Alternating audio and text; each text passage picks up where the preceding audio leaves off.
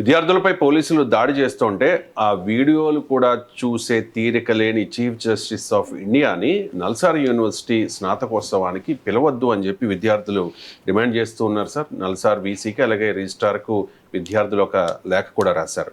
ఇప్పటికే Tata Institute of Social Sciences సిజేఐను స్నాతకోత్సవానికి పిలిచింది. ఆ తర్వాత ఆ ప్రోగ్రామ్ని వాయిదా వేసుకున్న పరిస్థితి ఏంటి సార్? సిజేఐపై ఈ స్థాయిలో వ్యతిరేకత ఏంటి సార్? దానికి కారణం స్వయంకృత అపరాధం సార్. ఇప్పుడు చీఫ్ జస్టిస్ నుంచి మనము ఎక్స్పెక్ట్ చేసేటువంటి నిన్న ఈ నల్సర్ విద్యార్థులు ఏమన్నారు, ఈ కాన్వకేషన్ కొన్ని వాల్యూస్ను రిఫ్లెక్ట్ చేస్తుంది. కాన్వకేషన్ అనేది సింపుల్ ఫంక్షన్ కాదు. ఒక ఏదో సర్టిఫికేట్ తీసుకోవడానికి కాన్వకేషన్ పోవాల్సిన అవసరం లేదు. కాన్వకేషన్ హాజరు కాకపోయినా సర్టిఫికేట్ వస్తుంది మీకు. తర్వాత ఎగ్జామినేషన్ బ్రాంచ్ నుంచి తీసుకోవచ్చు, ఏముంది సర్టిఫికేట్ తీసుకోవడానికి డబ్బులు కడితే ఇంటికి పోస్టులు వస్తుంది. అందువల్ల కాన్వకేషన్ అనేది ఏదో కోట్ వేసుకొని ఒక ఫోటో దిగటానికి ఒక డిగ్రీ తీసుకునేటువంటి ఒక యాక్టివిటీ కాదు. సో కాన్వకేషన్ అనేది కొన్ని వాల్యూస్ ఇథోస్ను రిప్రజెంట్ చేస్తుంది. ఎందుకంటే నేను కాన్వకేషన్లో డిగ్రీలు తీసుకున్నా, కాన్వకేషన్ అడ్రస్ కూడా చేశాను. ఆదిలాబాద్లో ఉన్న regional institute of medical sciences RIMS convocation అడ్రస్కు నేనే చీఫ్ గెస్ట్గా వెళ్ళాను. అంటే మెడికల్ డిగ్రీలు ఆ కాన్వకేషన్ గౌన్ వేసుకొని, కాన్వకేషన్ క్యాప్ పెట్టుకొని, ట్రెడిషనల్ కాస్ట్యూమ్లో వారికి డిగ్రీలు ప్రదానం చేశాను. కాన్వకేషన్ అడ్రస్ కూడా ఇచ్చాను నేను. అందువల్ల అటు కాన్వకేషన్లో డిగ్రీ తీసుకున్న అనుభవం ఉంది, కాన్వకేషన్ అడ్రస్ చేసిన అనుభవం కూడా ఉంది. కాన్వకేషన్ అనేది కొన్ని వాల్యూస్ను రిప్రజెంట్ చేస్తుంది. నిన్న 450 నల్సర్ విద్యార్థులు, నల్సర్ అంటే మనకు అర్థం కావాలి, it is national academy for legal studies and research. అంటే భారతదేశంలో జ్యుడిషియరీ చొరవతో, ఇది కూడా చొరవ ఎవరిదో కాదు, నల్సర్ న్యాయ వ్యవస్థ చొరవతోనే ప్రారంభమైనటువంటి ఒక గొప్ప లా సెంటర్. భారతదేశంలో ఇలాంటి నల్సర్లు చాలా చోట్ల ఉన్నాయి. హైదరాబాద్లో కూడా it's a very prestigious law school, national law schools ఇవి. ఇండియన్ ఇన్స్టిట్యూట్ ఆఫ్ లా బెంగళూరులో ఉంది. నేను నల్సర్లో క్లాసులు కూడా చెప్పాను కనుక అనుభవంతో చెప్తున్నాను. సో ఐ టాట్ మీడియా లాస్లో అక్కడ గెస్ట్ లెక్చర్స్ కూడా ఇచ్చాను నల్సర్లో. సో అందువల్ల NALSAR is a very prestigious law school. దానికి చాలా గ్లోరియస్ లీగల్ ట్రెడిషన్స్ ఉన్నాయి. సో వాళ్ళనేది ఏంటంటే ఈ కాన్వకేషన్ రిప్రజెంట్ సర్టన్ వాల్యూస్. మేము ఇది చీఫ్ జస్టిస్ పైన మాకు పర్సనల్ వ్యతిరేకత కాదు, జస్టిస్ సూర్యకాంత్ పైన డిస్రెస్పెక్ట్ ఎంత మాత్రము కాదు. We respect that position. Chief justice of India ఇది chief justice of India, we honour, దానికి ఏమీ ఎలాంటి అనుమానము లేదు. కానీ కొన్ని కాన్స్టిట్యూషనల్ వాల్యూస్ను కాన్వకేషన్ రిప్రజెంట్ చేస్తుంది, కొన్ని అకాడమిక్ ఫ్రీడమ్స్ను ఈ కాన్వకేషన్ రిప్రజెంట్ చేస్తుంది. ఇటీవల జస్టిస్ సూర్యకాంత్ చేసినటువంటి 2 వ్యాఖ్యలు ఆ కాన్స్టిట్యూషనల్ వాల్యూస్, ఆ అకాడమిక్ ఫ్రీడమ్స్ను రిఫ్లెక్ట్ చేయడం లేదు కనుక దీనికి కారణాన మేము అతన్ని చీఫ్ గెస్ట్గా పిలవద్దు అన్నది. అది ఐఎమ్ జస్ట్ కోటింగ్ నల్సర్ విద్యార్థులు రాసిన లేఖలో చెప్పింది. సో ఇది పర్సనల్గా ఎవరినో అవమానించడానికి, ఇన్సల్ట్ చేయడానికి కాదు. జస్టిస్ సూర్యకాంత్ పైన ఏ రకమైన వ్యక్తిగత కామెంటరీ కాదు. ఇది అండర్లైన్ చేసుకోవాలి మనం. It is simply A reaction. దేని కొరకు రియాక్షన్ అంటే కొన్ని కామెంట్స్ అతను చేసినవి తర్వాత వివరణ ఇచ్చుకున్నప్పటికీ కూడా constitutional values and values of freedom, universities కొన్ని వాల్యూస్కు కొన్ని ఫ్రీడమ్స్కు రిప్రజెంట్ చేస్తుంది ప్రపంచవ్యాపితంగా. రాజ్యం హింసకు మరిగిన నాడు, రాజ్యం నిర్బంధానికి పాల్పడిన నాడు విశ్వవిద్యాలయం మేధో స్వేచ్ఛను కాపాడింది. అందుకే అలహాబాద్ యూనివర్సిటీ ఉపన్యాసం కాన్వకేషన్ లెక్చర్ ఇస్తూ జవహర్లాల్ నెహ్రూ 1949లో అంటాడు, university stands for humanism, tolerance, adventure of ideas and onward march of human civilization అని.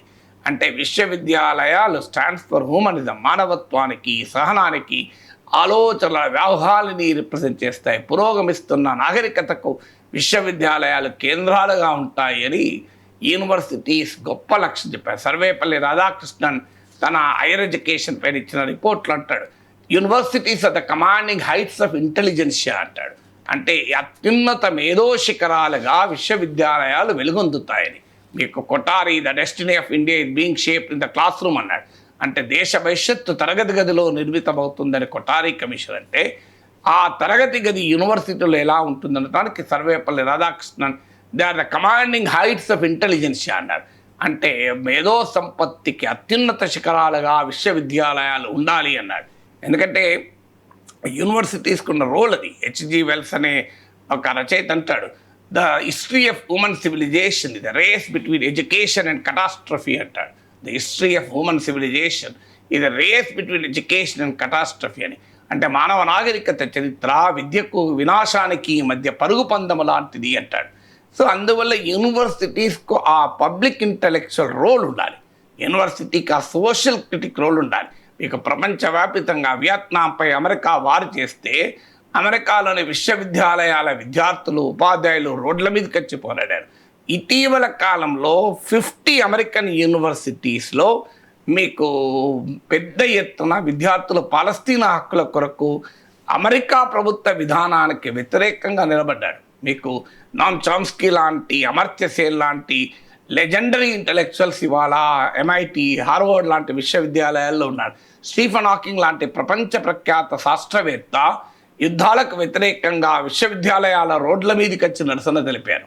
అందువల్ల యూనివర్సిటీస్కు ఆ గ్లోరియస్ ఇంటలెక్చువల్ ట్రెడిషనే తో పాటు గ్లోరియస్ అకాడమిక్ ఫ్రీడమ్స్ను, సమాజంలో ఒక స్వేచ్ఛను రిప్రజెంట్ చేసేటువంటి ఒక చరిత్ర ఉంటుంది. అందుకే నల్సర్ విద్యార్థులు అనేది ఏంటంటే, మేము ఒక గొప్ప రాజ్యాంగ విలువలకు కట్టుబడి ఈ డిగ్రీలు తీసుకుంటున్న సమయం ఇది.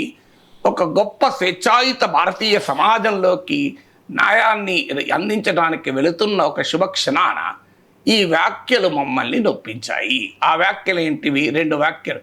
సో ప్రశ్నించేటువంటి యువతను పరాన్నజీవులుగా, ప్రశ్నించేటువంటి యాక్టివిస్టులను పరాన్నజీవులుగా, పారాసైట్స్గా, కాక్రోచ్లుగా పేర్కొనడం మొదటి సమస్య అయితే, ఆ తర్వాత దానికి వివరణ ఇచ్చినా జరగాల్సిన డ్యామేజ్ జరిగింది. పైగా అంత డ్యామేజ్ జరిగాక ఇటీవల ఢిల్లీలో పిల్లలపైన భయంకరంగా ఎక్స్పైర్ అయిన బాష్పవాయువు ప్రయోగిస్తుంటే, ఇనుప శూలాలు పెట్టిన లాఠీలతో కొడుతుంటే, పెల్లెట్ గన్లతో హింసిస్తుంటే అత్యున్నత న్యాయస్థానమైన సుప్రీంకోర్టుకే వెళ్ళాలి. ఇంకెక్కడికి వెళ్తారు?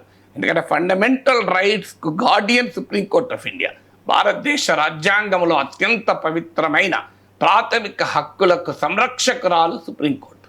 ఆ సుప్రీంకోర్టులోనే మాకు పోలీస్ ఎక్సర్సైజ్ వీడియోలు చూసే సమయం లేదు, మాకు ఆసక్తి లేదు, మా సమయాన్ని వృధా చేయకండి, మీ సమయం వృధా చేసుకోకండి అనే వ్యాఖ్యలు కోట్లాది మంది స్వేచ్ఛాప్రియుల గుండెల్లో తీవ్రమైన ఆవేదన నిలబెట్టింది. అసలు ఇదేంటి ఒక అత్యున్నతమైన రాజ్యాంగ వ్యవస్థ కదా, ఒక గ్లోరియస్ జ్యుడిషియల్ ట్రెడిషన్స్ను భారత న్యాయ వ్యవస్థ చూసింది కదా. మీకు సమ్మలపైన justice V R Krishna Iyer, legendary judge, ఏమంటాడైనా, an illegal strike can also be a justifiable strike అంటాడు. అంటే చట్ట విరుద్ధమైన సమ్మె కూడా న్యాయసమ్మతమైన సమ్మె కావచ్చు అని. చట్టానికి విరుద్ధమైన పనులు కూడా న్యాయసమ్మతమైన పనులు కావచ్చు. What is illegal need not be unjustified, what is legal need not be justified అని. చట్టబద్ధమైనంత మాత్రాన అది న్యాయం కాకపోవచ్చు, చట్ట విరుద్ధమైనంత మాత్రాన అది న్యాయసమ్మతం కాకుండా పోదు అని విఆర్ కృష్ణయ్యర్ లాంటి ఒక మహనీయులు మాట్లాడినటువంటి మాట. జస్టిస్ చిన్నపరెడ్డి లాంటి సామాజిక ఆర్థిక న్యాయాన్ని ఇవ్వనప్పుడు ఎందుకు ఈ న్యాయ వ్యవస్థ ఉండాలి అన్నారు. ఇలాంటి ఒక గ్లోరియస్ ట్రెడిషన్స్ ఇండియన్ జ్యుడిషియరీకి ఉన్నాయి. భారత న్యాయ వ్యవస్థ, ఇండియన్ జూరిస్ప్రుడెన్స్ చూస్తే కేశవానంద భారతి తీర్పు, ఎస్ఆర్ బొమ్మాయి తీర్పు, ఇందిరా సాహ్ని తీర్పు, శ్రేయా సింఘాల్ తీర్పు, మీకు పుట్టుస్వామి తీర్పు, అనేక తీర్పులు ఉన్నాయి మనకు, రమేష్ థాపర్ తీర్పు. అసలు భారతదేశంలో ఇవాళ ఇంత గొప్పగా రాజ్యాంగబద్ధమైన ప్రజాస్వామ్యం ఉంది అంటే మన న్యాయ వ్యవస్థ గొప్పతనం. అలాంటి కారిడార్స్ ఆఫ్ జస్టిస్లో, అలాంటి గొప్ప న్యాయ వ్యవస్థ ముందు ఇలాంటి వ్యాఖ్యలు రావడం సహజంగానే ఒక దేశ అత్యున్నత లా స్కూల్ నుంచి డిగ్రీలు తీసుకునే బిడ్డలకు ఆవేదన కలిగించింది కనుక ఆ ఆవేదనను వ్యక్తం చేశారే తప్ప చీఫ్ జస్టిస్ పట్ల ఏ రకమైన అవమానకరమైన వ్యవహారం కాదు, ధిక్కారం అంతకంటే కాదు. It's a simple emotional opinion. ఇది మేము గొప్ప కాన్స్టిట్యూషనల్ వాల్యూస్ కొరకు ఈ డిగ్రీలు తీసుకుంటున్న సమయాన ఆ రాజ్యాంగ విలువలకు విరుద్ధంగా వచ్చిన వ్యాఖ్యలు మమ్మల్ని నొప్పించాయి కనుక మేము ఈ ఫంక్షన్కి చీఫ్ గెస్ట్గా పిలవకూడదు అని చెప్పారు. ఎందుకంటే బలవంతంగా పిలిస్తే ఏమవుతుందో దేశంలో అనుభవాలు కూడా ఉన్నాయి. ఇందిరాగాంధీని జవహర్లాల్ నెహ్రూ విశ్వవిద్యాలయం వ్యతిరేకించింది, విద్యార్థులందరూ కూడా వ్యతిరేకించి రావద్దంటే కూడా అధికారులు పిలిపిస్తే ఏం చేశారు, ఎమర్జెన్సీ అది రవిశంకర్, మీకు ఆశ్చర్యం వేస్తుంది. ఎమర్జెన్సీలో ప్రొటెస్టులు చేయరాదు, చేస్తే అరెస్ట్ చేస్తారు, అదృశ్యమైపోతారు. అందువల్ల ఏం చేశారు, ఇందిరాగాంధీ వచ్చి వేదిక మీద మాట్లాడటానికి లేవడంతోనే వందలాది మంది విద్యార్థులు ఏ రకమైన నినాదాలు చేయకుండా కామ్గా ఒకరి తర్వాత ఒకరు బయటికి వెళ్ళిపోయారు. ఎవరు నువ్వు బలవంతాన తుపాకులు పెట్టి బీటీలో కూర్చుని పెట్టలేరు కదా. వాళ్ళు ఏమన్నారు, వెళ్ళిపోయారు అంతే, ఏమనలే. నో నినాదం, no slogan, nothing, no protest, no placard, nothing, సింపుల్గా లేచి వెళ్ళిపోయారు. ఏమైంది, ఇందిరాగాంధీ స్టేజ్ మీద మాట్లాడడానికి పోతే హాల్లో పిల్లలు లేరు, హాల్లో పిల్లలు లేని పరిస్థితి. సో అందువల్ల ఎమర్జెన్సీ సమయంలోనే జరిగింది చెప్తున్నా నేను. అలాంటి చరిత్ర యూనివర్సిటీస్కి ఉన్నాయి, అలాంటి హిస్టరీ యూనివర్సిటీ చరిత్ర ఉంది మీకు. అలాంటి ధిక్కార స్వరాలు యూనివర్సిటీ వినిపించింది. ఉస్మానియా విశ్వవిద్యాలయం చూసిన మేము, అంబేద్కర్ లాంటి మహనీయులు వచ్చారు, యాసర్ అరాఫత్ లాంటి పలస్తీనా యోధులు వచ్చారు, నాగభూషణ్ పట్నాయక్ లాంటి నక్సలైట్ నాయకులు వచ్చి విశ్వవిద్యాలయాల్లో మాట్లాడారు, అరుణ్ షౌరి లాంటి ఒక టాప్ జర్నలిస్టులు వచ్చారు, అశోక్ మిత్రా లాంటి ఆర్థికవేత్తలు వచ్చారు. అంటే యూనివర్సిటీ ఉన్నదే అందుకు. మీకు ఆలోచనల సంఘర్షణ యూనివర్సిటీ యొక్క గొప్పతనం అది. 1,00,000 ఆలోచనలు సంఘర్షించేటువంటి స్థలం అది, కార్నుకోపీ ఆఫ్ ఐడియాస్ అంటారు. సో అందువల్ల ఆ రోల్ ప్లే చేయాలనుకున్నారు కనుక దానిలో వాళ్ళ హక్కు అది కదా.